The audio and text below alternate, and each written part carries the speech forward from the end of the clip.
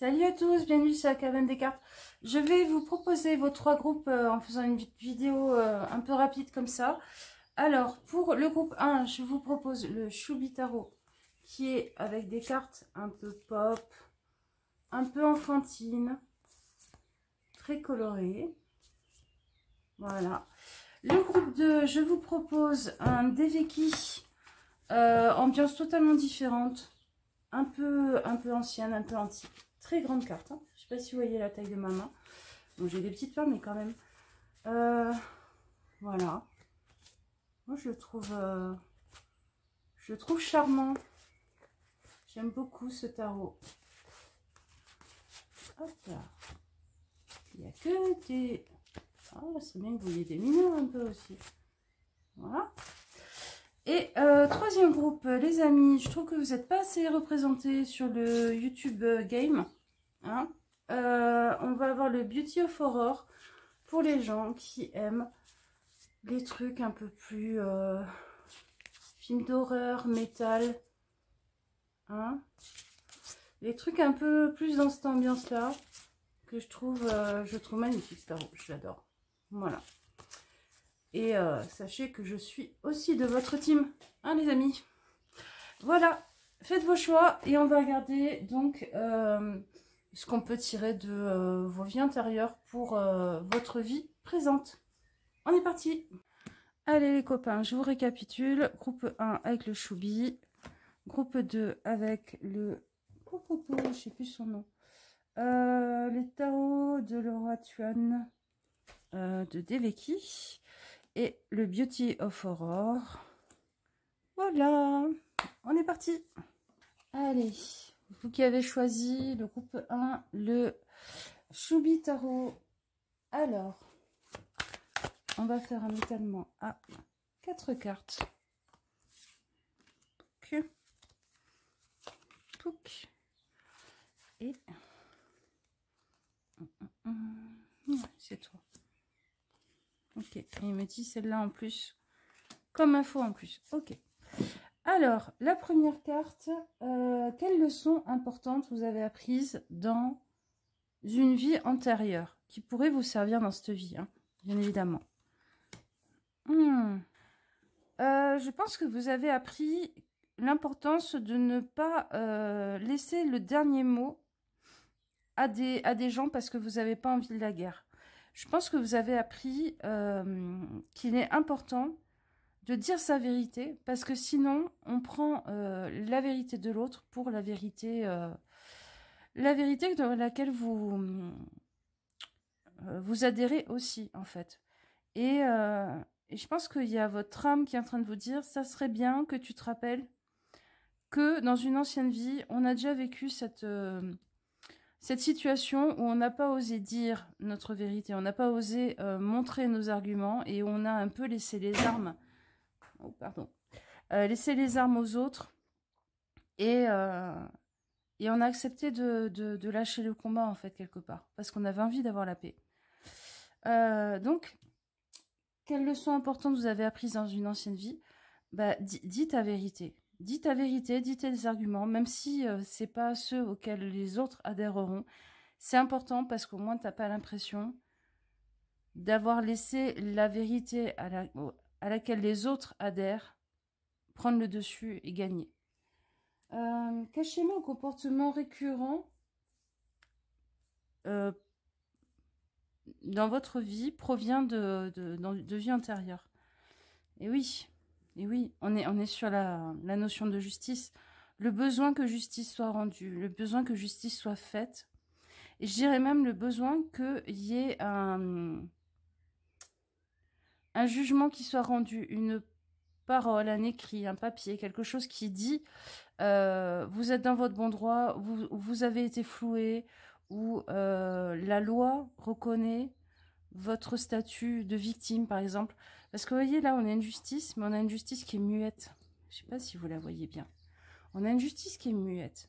Et moi, par rapport à ce que j'étais en train de vous dire, là, par rapport à la parole, à dire sa vérité et tout, je trouve ça hyper important. Donc, un schéma qui se répète dans cette vie de vie antérieure, le fait que il est passé sous silence des injustices, ou il est passé sous silence le fait que vous avez été victime. Et le besoin, certainement, qui en ressort, bah, c'est que justice soit rendue, justice soit faite. Et soit dite, surtout. La troisième. Quelles compétences ou talents issus de vos vies antérieures vous pourriez utiliser dans votre vie actuelle? Ah, c'est intéressant. J'y vois plein de choses différentes. J'y vois le fait, un côté débrouillard, mais débrouillard dans le sens devenir bon vendeur, savoir devenir un bon tchatcheur aussi, pour pouvoir survivre, c'est-à-dire savoir vendre des pommes comme étant des pommes de luxe qui viennent d'un royaume où tout le monde est heureux, alors qu'en fait, bah, c'est les mêmes pommes que celui d'à côté, mais vous allez mieux vous en sortir, parce que vous êtes meilleur vendeur. Il y a un côté un peu bonimenteur, mais pas méchant, hein. C'est pas non plus arnaqueur et tout ça. Mais il y a ce côté charmeur, trouver la façon de présenter les choses pour que les gens y adhèrent, savoir se vendre, savoir vendre les choses. Parce que vous avez compris que à la chose principale que vous voulez vendre, que ce soit des pommes ou que ce soit vous, pour un boulot, il va falloir ajouter une valeur supplémentaire à laquelle les gens vont vouloir adhérer. L'idée d'un royaume où tout le monde est heureux pour les pommes, le fait que vous êtes quelqu'un de sympa, de dynamique, qu'on a envie d'avoir dans sa vie de tous les jours en tant que collègue, pour un poste où il y a 10 candidats, dont vous. Vous voyez, il y a ce genre de choses. Donc, mais ça, c'est issu d'une... parce que vous avez dû trouver des solutions pour survivre dans une ancienne vie, hein. C'est pas parce que vous avez été un arnaqueur, un menteur, un voleur. Bon, peut-être que vous avez un peu arnaqué, un peu volé par moment, hein, c'est possible, hein. C'est au cas par cas, mais avant toute chose, c'était pour survivre. Qu'il a fallu apprendre à rendre reluisant, séduisant, des choses qui n'étaient pas forcément au départ, pour survivre. Allez, la quatrième. Quel message votre âme essaye-t-elle de vous transmettre? Alors.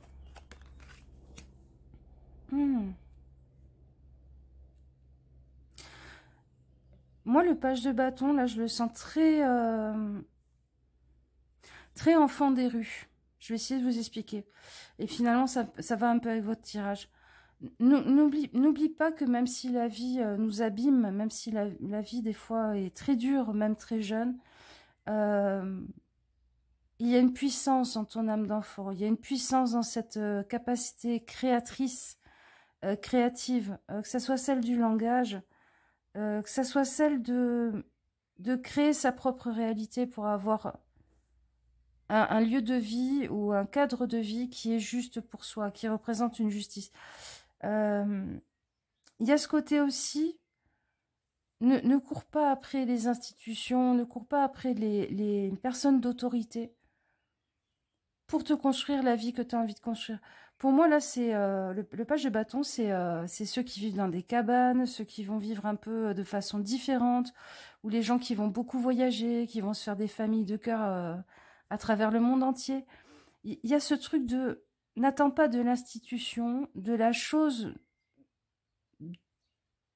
du cadre référentiel habituel, d'obtenir les choses, que ça soit la famille, que ça soit une entreprise où vous bossez à vie, que ça soit peut-être les lois d'un pays qui vous vont pas. Il y a tout ça. Tu as la capacité de t'inventer, tu as la capacité peut-être même de créer un monde avec ta façon de voir les choses et avec une justice qui te correspond et qui te rende justice. On va regarder le dernier message. Je pense que c'est utile finalement qu'il me l'ait jeté. Oh, ouais. Vous avez beaucoup souffert dans des vies antérieures. Il y a des souffrances que vous vous trimballez dans cette vie-là qui viennent de ces anciennes vies. Bon, ça, c'est très bateau. Mais il y a peut-être des choses où vous cherchez à avoir gain de cause, où vous revenez toujours un peu dans les mêmes situations, sur les mêmes histoires, où vous tournez en rond dans la tête, pour essayer de faire justice à cette injustice. Et en fait, ce page de bâton, il vous dit « move on ». Avance, avance. Ça te servira pour savoir ce que tu ne veux pas revivre. Pour savoir, ça te servira pour savoir ce qui est juste et ce qui n'est pas juste dans ta façon de créer quelque chose. Pour moi, vous êtes des créateurs. C'est un peu comme si, au lieu de voir votre capacité à créer une entreprise, une famille, une utopie, je sais pas, un groupe de gens qui vivent en communauté ou une communauté à travers la terre entière, vous étiez en train de faire le pied de crue, de faire la file d'attente en changeant un peu de jambes de temps en temps parce que ça fait mal aux jambes d'attendre 3000 ans debout. Pour avoir le passeport pour rentrer dans un royaume, de toute façon, vous ne serez pas heureux. Ok? Donc, finalement, votre âme, elle vous dit, move on. T'as la capacité, t'as le cœur, t'as la passion, t'as le bagou d'un enfant, toute la créativité d'un enfant. Tu as tout le bagou, l'intelligence pour vendre ton projet, pour faire en sorte d'avoir peut-être des financements, peut-être de faire du financement coopératif, peut-être pour vendre correctement ton idée. Et en même temps, tu sais comment on se fait entourlouper par des belles paroles, par des gens qui arrivent à vous faire dire mi, alors qu'en fait, vous vouliez dire fa, et puis qui du coup vont utiliser ça contre vous. Vous ferez plus réavoir. Non, n'ayez pas peur. N'ayez pas peur de l'administratif, n'ayez pas peur de la compétition, n'ayez pas peur d'une forme de combat pour vos idées et vos envies, parce que vous êtes fait avoir, et là, c'est vraiment chat échaudé, hein, pas deux fois. Voilà, les copains, c'était pour votre groupe avec le Chubitaro, que j'adore. Je trouve très dans l'ambiance de la saison. Je vous fais plein de bisous et je vous souhaite tout plein de choses. Ciao, ciao. Allez, groupe 2, vous avez choisi les Devecchi. Les Devecchi, c'est-à-dire les anciens en fait. Hein.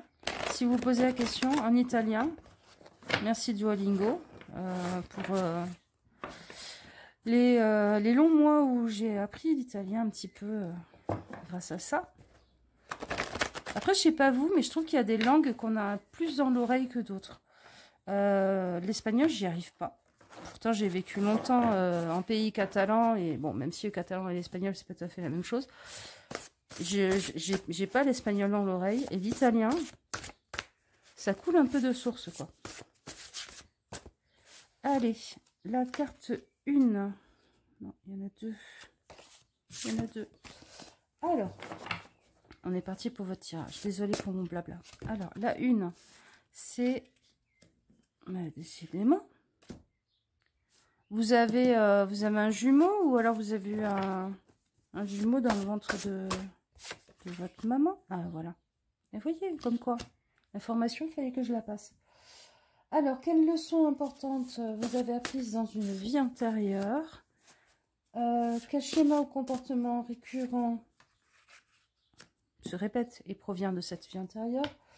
Quelles compétences ou talents issus de vos vies antérieures vous pouvez utiliser dans votre vie actuelle?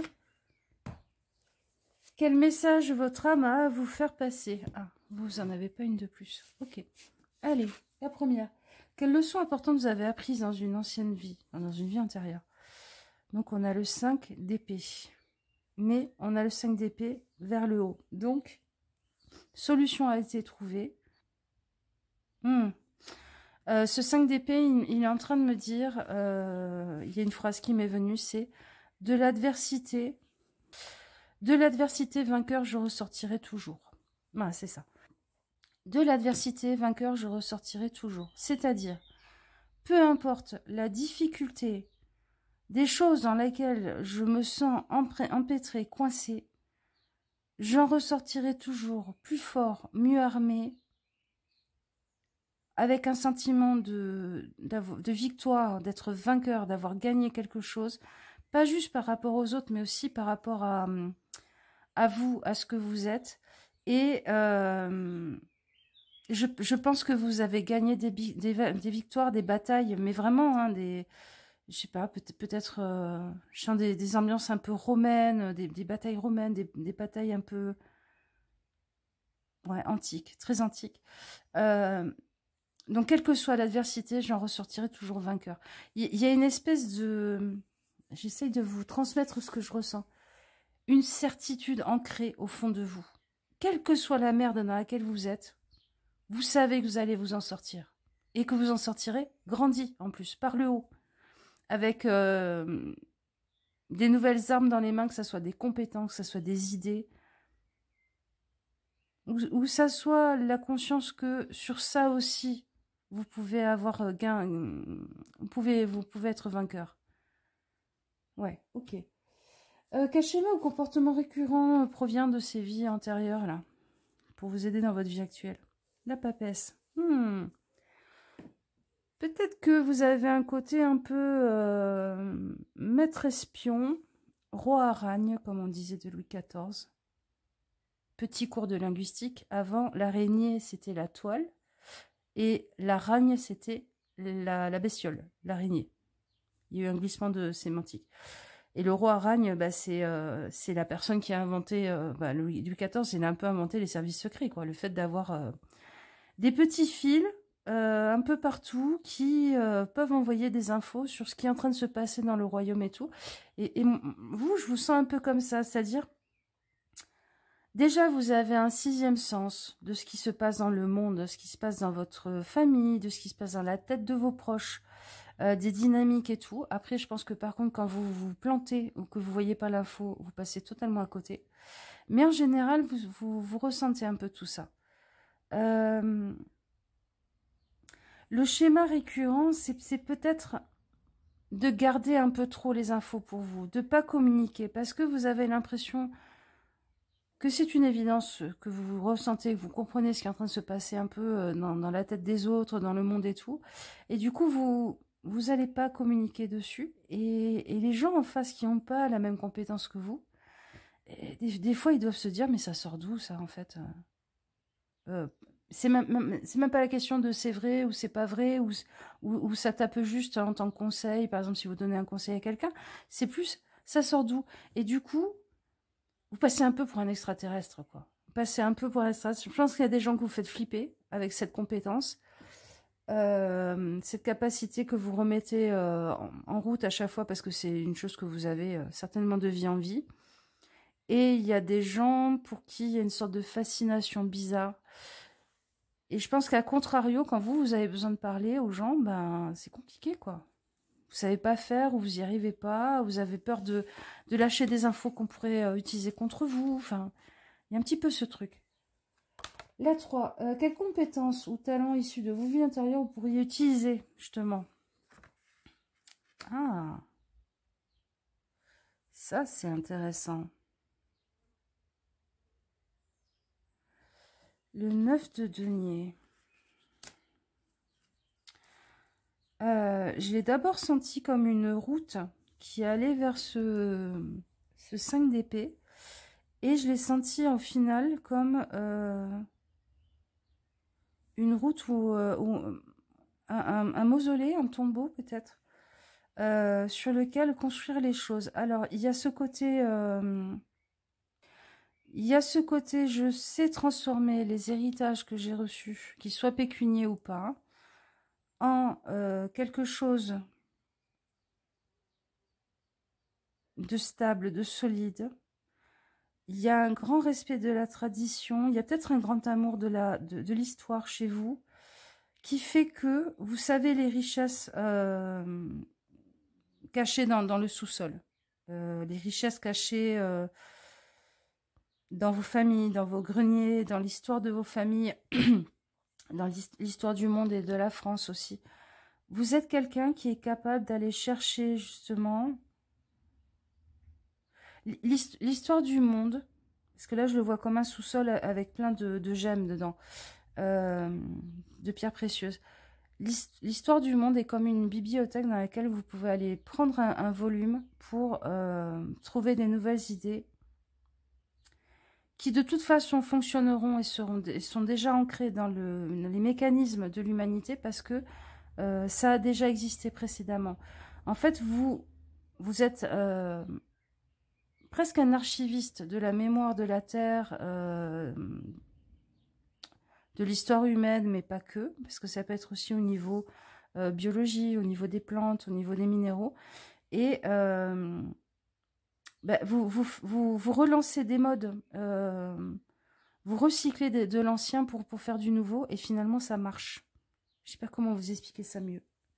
C'est peut-être que vous retapez des meubles hein, de manière beaucoup plus prosaïque, beaucoup plus simple. Peut-être que vous êtes hyper doué pour repérer les choses qui ont de la valeur dans un foutraque de trucs anciens qui vont être bazardés.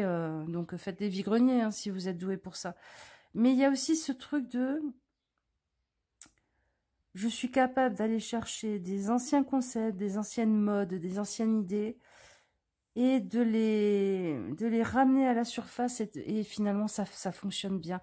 Je pense que chez certains vous avez peut-être un rapport aux vieux mots, au langage ancien. Ça serait pas étonnant que dans votre groupe il y ait des gens qui lisent, je sais pas moi, la guerre des Gaules de Jules César, les mémoires de Saint-Simon, des choses assez anciennes comme ça. Hein, et ça c'est un terreau pour construire votre vie, pour mettre en place des choses qui paraissent nouvelles aux yeux de tous, mais qui en fait proviennent de racines assez profondes. 4. Quel message votre âme a à vous transmettre par rapport à toute cette thématique-là en ce moment dans votre vie? Le 8 d'épée. Alors, j'ai une histoire qui m'arrive, mais en émotion. Donc, c'est assez compliqué. Déjà, c'est en train de me dire, à toujours croire que tu vas t'en sortir. Des fois, tu t'es fait très mal. Des fois, ça s'est mal fini. Donc, apprends à prendre soin de toi, oui, mais pas tant que ça. Parce que toi, tu es comme un chat. Tu retomberas toujours sur tes pattes. Mais... fais attention à la casse que ça peut faire autour de toi. Ça. Et ça aussi. Hein. Fais attention à ce que ça n'abîme pas tes proches. À ce que... Je sens quelque chose de l'ordre de l'exil. Vous voyez, c'est comme si là, vous étiez parti en campagne, machin, militaire.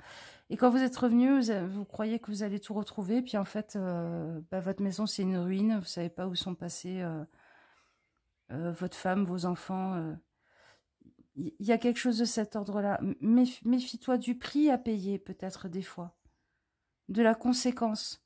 Sur les choses qui sont précieuses pour toi, mais dont tu te rends compte une fois que tu l'as perdu, tout simplement. À pas trop faire à communiquer plus, à plus expliquer les raisons, le pourquoi, le comment, à vous mettre sur un pied d'égalité aussi, parce que la papesse, elle a les infos, et donc il y a un rapport déséquilibré dans la construction et la communication avec quelqu'un. La papesse en couple, pour que ça fonctionne, il faut qu'elle donne les infos à l'autre, qu'elle lui donne des billes pour qu'il puisse jouer aussi. Et qu'on puisse construire à deux. Il y a ça. Il y a aussi le fait que, oui, tu sortiras toujours vainqueur. Oui, t'es un chat, tu retomberas toujours sur tes pattes et t'es un grand guerrier ou une guerrière. Il n'y a pas de souci. Par contre, il y a de la casse autour quand on revient au village. Et je pense que c'est ça aussi. Les mémoires profondes, les mémoires du sol, les mémoires qui sont contenues peut-être des fois dans les squelettes, dans le sol. Ah, il y a peut-être des archéologues dans votre groupe aussi, hein, c'est possible. Les passionnés d'archéologie, en tout cas. Inspire-toi des histoires de ces squelettes qu'on retrouve et, dans les ruines et compagnie. Ils ont des choses à te délivrer, en plus de ce que tu captes naturellement toi, avec ta capacité de papesse. Ok, je vais vous tirer une dernière carte parce que je trouvais ça bien dans le groupe précédent.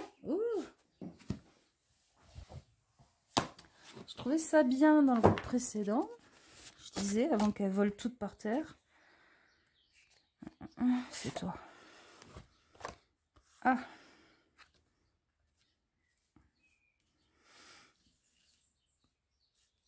Alors, des fois, vous avez un côté peut-être un peu trop brutasse, un peu trop militaire, dirigiste. Ça ne veut pas dire que c'est une mauvaise chose, hein, parce que c'est ça qui fait toutes vos qualités autour, enfin certaines de vos qualités autour, mais il y a un peu de la douceur, mais il y a un peu de la souplesse, ok? Voilà, c'était le conseil des cartes. Un peu plus de souplesse par moment, parce que des fois, bam, bam, bam, bam,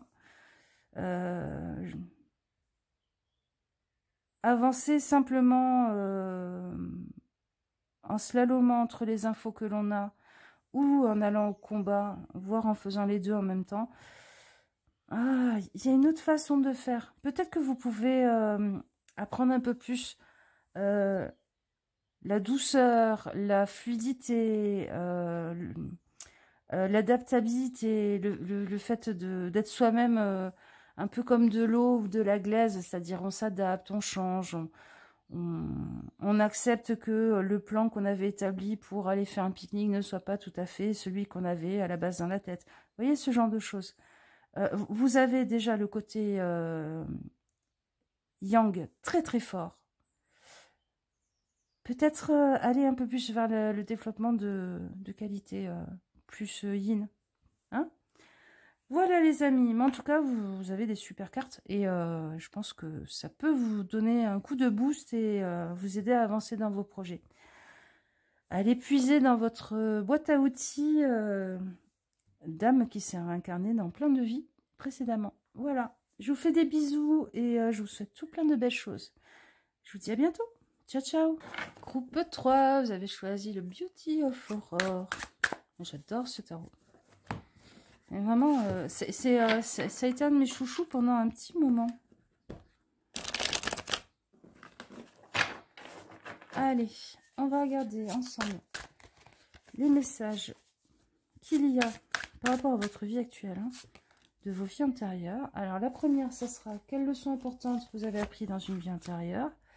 La deuxième, c'est quel schéma ou comportement se répète. La troisième, c'est quelles compétences ou talents vous pourriez utiliser de vos vies antérieures pour votre vie actuelle. Ça, c'est un message de votre âme. Quel message elle essaye de vous faire passer? Allez, go. Alors, quelles leçons importantes vous avez apprises dans une vie antérieure? Ah, bah oui. Leçon super importante. Une relation équilibrée, c'est du donnant-donnant. Hein, c'est pas plus compliqué que ça. Si vous donnez plus que vous ne recevez, ou si vous recevez plus que vous ne donnez, il y a un problème. Après, il y a différentes façons de donner. Hein. Un peut donner quelque chose de très matériel, et l'autre peut donner quelque chose de très émotionnel, spirituel. Enfin, voilà. C'est vous qui voyez, mais il y a ce truc de s'enfermer dans des relations parce qu'on a peur de perdre ce que l'on a peut-être matériellement, et en fait c'est complètement déséquilibré au niveau émotionnel et tout ça. Ne reste pas là où tu n'es pas célébré. Il y a aussi ça dans cette carte. Va là où on te célèbre et va vers des gens qui t'admirent autant que toi tu les admires. Ok? Le respect, l'admiration, l'émulation, le fait de se tirer vers le haut, peut-être pas toujours en même temps, mais par à coup. Si vous êtes tout le temps le piédestal pour que l'autre brille en société, dans le monde ou dans sa carrière, il y a quelque chose qui ne va pas. Et ça, c'est quelque chose que vous avez appris durement dans l'ancienne vie. Hein. Je pense que ça, c'est tous les destins des femmes au foyer, bref, tous ces trucs-là horribles. Des esclaves et tout ça. Alors, deuxième. Quel schéma ou comportement récurrent provient de tes expériences passées, de vie antérieure? Je suis le roi de ma propre vie et c'est moi qui décide dans quelle direction je veux aller. il y a aussi mes compétences,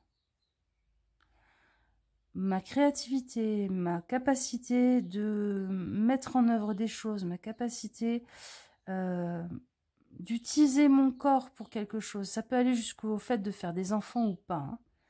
La sexualité, mais ça peut être aussi votre force de travail, la puissance de vos bras et de vos jambes, ce que vous prenez sur votre dos aussi, tout ça. C'est vous qui décidez.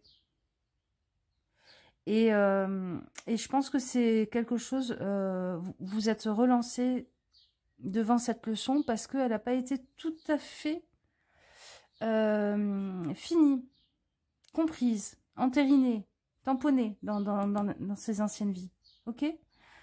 Donc, on vous remet à chaque fois devant, est-ce que tu acceptes de te vendre, on pourrait même dire dans certains cas de te prostituer, entre guillemets. Je ne sais pas si vous connaissez ça, mais ce qu'on appelle la prostitution conjugale, quoi. C'est ces femmes qui acceptent tout et n'importe quoi parce qu'il y a une sécurité matérielle ou une sécurité émotionnelle dans un couple. Ou qui disent « Ah, je peux pas le quitter, les enfants, ah, je peux pas le quitter, j'aurais plus de maison, j'aurais plus la voiture, machin ». C'est ce qu'on appelle de la prostitution conjugale. Il y a un peu ça. Donc peut-être que c'est pas jusqu'à ce point-là. Peut-être que c'est par rapport à des patrons que vous acceptez des choses qui sont inacceptables parce que vous avez peur de perdre ce qu'on vous donne en face. Et la première carte vous dit donnant, donnant. Équilibrer l'échange. Je te donne de mon temps, tu me payes à la hauteur si c'est un patron. Ou je te respecte, tu me respectes. Tu me parles pas comme une merde, même si je suis ton employé. Vous voyez, il y a tout ça. Troisième, quelles compétences ou talents issus de mes vies antérieures puis-je utiliser dans ma vie actuelle? Alors ça, c'est une compétence que vous avez développée, acquise dans des vies antérieures, dans une vie antérieure, et qui vous serait utile en ce moment. Ah, c'est rigolo. Avec tous ces animaux-là qui sont en train de hurler à la lune, et même la lune qui est en train de péter un plomb, moi, j'entends la compétence de passer pour fou ou folle. C'est à un moment donné de péter un plomb et de faire peur aux gens, ce qui fait que les gens, après, ils rasent les murs ou ils disent « Oui, oui, t'inquiète pas », parce qu'ils ont peur que vous repétiez un plomb. Il y a ce truc de... maintenant que vous savez à quel point je peux lâcher les vannes, vous allez m'écouter. Alors, je ne sais pas comment le mettre en place, parce que bon, péter un plomb au boulot ou en famille et tout, c'est pas forcément une bonne idée, à moins que ça soit quelque chose où vous êtes en train d'avoir un petit rire démoniaque et vous sentez que ça vient en vous et que vous avez envie de le faire, hein, ça c'est ok les amis. Hein. Ça peut être très sain hein, de le faire. Hein. Mais il y a ce truc de « Ah ouais, vous me prenez pour une tarée ou un taré ?» Ben, vous savez pas à quel point, en fait, je peux jouer ce rôle-là, tout en le maîtrisant à l'intérieur. Hein. Je peux jouer ce rôle-là pour faire en sorte que, de toute façon, la paix sociale, le contrat social sera toujours racheté. Sauf que là, j'ai mis un argument qui fait que je menace suffisamment l'ordre établi pour avoir quelque chose en retour. Dites-moi si vous comprenez ce que je vous dis, parce que j'ai l'impression que tout le monde ne comprendra pas. La quatrième, quel message votre âme veut vous dire à travers ce tirage? La victoire est possible. Tu n'es pas seul. Déjà, tu as tes guides avec toi, tu as tes ancêtres avec toi, mais il y a aussi tous tes toi antérieurs, toutes tes vies antérieures, qui sont pas tout à fait pareilles que toi, mais qui sont des petites briques à l'intérieur de ton âme. Donc tu n'es pas seul, et la victoire est possible. Je sais pas quelle victoire, hein. Je sais, peut-être que certains d'entre vous êtes en train de divorcer ou je sais pas quoi. Hein. On va regarder le mot de la fin, le dernier message pour vous les amis. Oh là, elle est partie en volant sur un petit air. On a le 10 de bâton. Peut-être que des fois, c'est bien d'être venu avec tous ces poids-là dans ce moment de vie pour pouvoir se sentir extrêmement léger et libéré ensuite. Peut-être que des fois, on essaye de rendre victorieux tout le monde, alors que on s'occupe déjà pas de sa propre victoire à soi. Il y a vos cartes qui sont en train de me dire ça.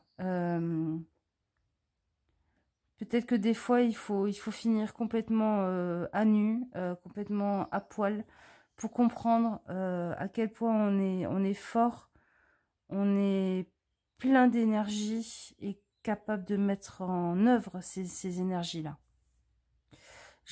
Voilà, c'est très canalisé votre groupe. Je pense qu'il y a des gens à qui ça parlera pas du tout et c'est pas un problème, c'est pas grave. Ça veut dire que c'est pas le moment où c'était pas votre groupe. Et je pense qu'il y a des gens qui vont, ça va aller toucher au fin fond de la marmelade là, dans votre petit cœur. Sting, c'était le message qu'il fallait que vous entendiez. Voilà les copains, je vous fais plein de bisous. Je vous souhaite tout plein de choses merveilleuses. Et allez hurler à la lune si ça vous fait du bien. Peut-être que ça fera peur à vos voisins, mais au moins vos voisins arrêteront de vous emmerder. Je vous fais encore des milliards de bisous et je vous dis à bientôt. Ciao, ciao.